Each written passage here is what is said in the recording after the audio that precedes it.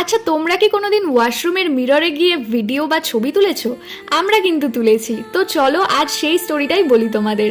সকাল সকাল আমি ঘুম থেকে উঠেই খেয়ে নিলাম দুটো ডিম, কারণ আজকে অনেক এনার্জি লাগবে।